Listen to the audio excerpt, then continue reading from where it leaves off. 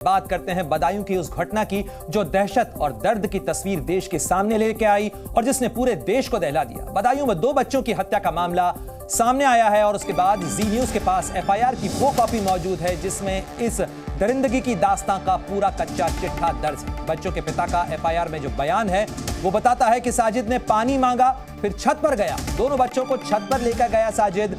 आरोपियों ने पत्नी से मांगे थे 5,000 रुपए और पत्नी पैसे लेने कमरे के अंदर गई और कत्ल को लेकर जो आरोपी ने कहा कि आज मैंने अपना काम पूरा कर दिया।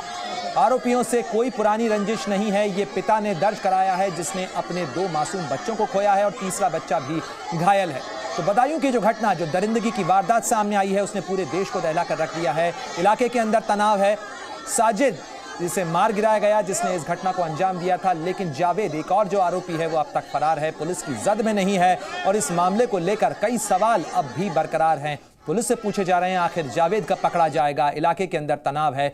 साजिद ने जिस तरीके से कहा कि आज मैंने अपना काम पूरा कर दिया, इससे लगता है कि कहीं ना कहीं सोची समझी साजिश थी और पहले से वो तय करके बैठा था। साजिद का तो एनकाउंटर हो गया, लेकिन जावेद की तलाश अभी जारी है। एक्सक्लूसिव तस्वीरें आपको दिखा रहे हैं। ये वो दरिंदे हैं, ये वो 2 शख्स हैं जिन्होंने इस घिनौनी करतूत को अंजाम दिया, 2 मासूम बच्चों को निशाना बनाया और वारदात वाले घर पहुंचे साजिद और जावेद। साजिद ने बच्चों की मां से 5,000 रुपए मांगे थे और वो मां जब पैसे लेने के लिए कमरे के अंदर गई, उसके बाद उन्होंने इस कत्ल को अंजाम दिया।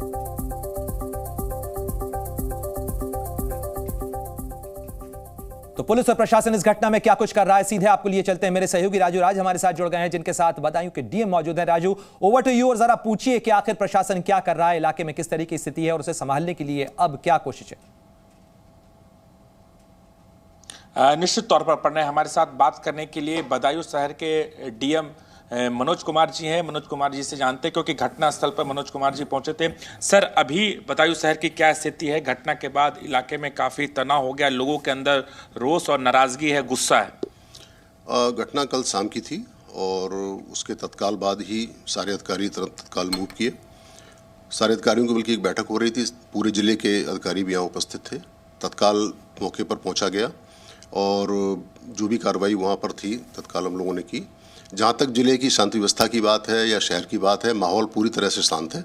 लोगों को जानकारी हुई, आरोपी को जैसा कि आपको जानकारी है पुलिस मुठभेड़ में मारा गया, तो तात्कालिक आक्रोश होना एक स्वाभाविक चीज़ होती है, लेकिन स्थिति काफ़ी जल्दी नियंत्रित की गई। पर्याप्त पुलिस बल जिले में मौजूद था और उसके माध्यम से कार्रवाई शुरुआत में ही कर ली गई। जिले में वर्तमान में एकदम हालात सामान्य हैं, कहीं किसी प्रकार की कोई समस्या नहीं है। सर, दूसरा सबसे महत्वपूर्ण सवाल है कि 2 मासूम बच्चों की निर्मम हत्या, वजह क्या रही? अब तक की जांच में क्या वजह सामने आई है? आपके तमाम जो आलाधिकारी उनसे भी बात होगी, वजह क्या है शुरुआती जानकारी में?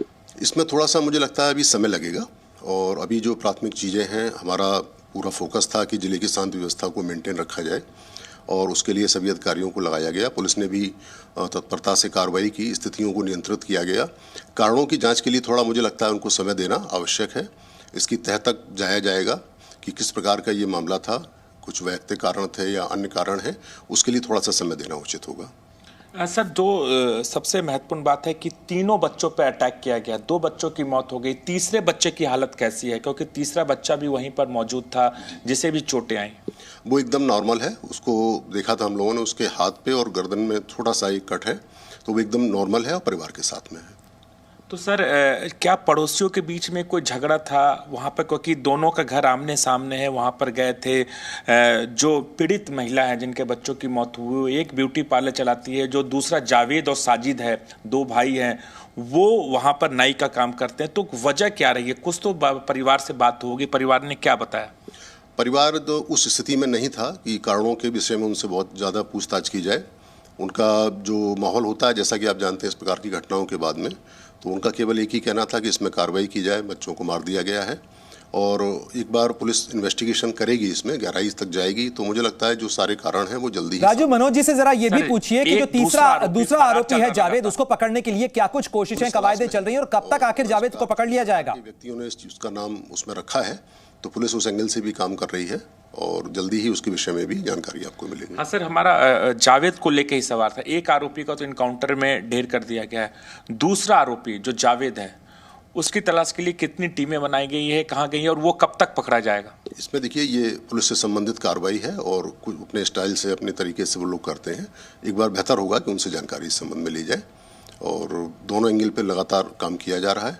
बच्चों की पोस्टमार्टम करा दिए गए हैं, उनके अंतिम संस्कार की कार्रवाई वर्तमान में जारी है और शांति व्यवस्था के दृष्टिगत हम लोगों ने सभी कदम जो आवश्यक थे उनको समय से उठाया और उसके परिणाम स्वरूप जनपद में माहौल हमारा एकदम शांतिपूर्ण और जाहिर तौर पर प्रशासन जो है वो हालात को संभालने की, जिले की जो शांति व्यवस्था है उसको संभालने की बात कर रहा है, लेकिन दर्द उस मां का है जिसने अपने 2 बच्चों को खोया है।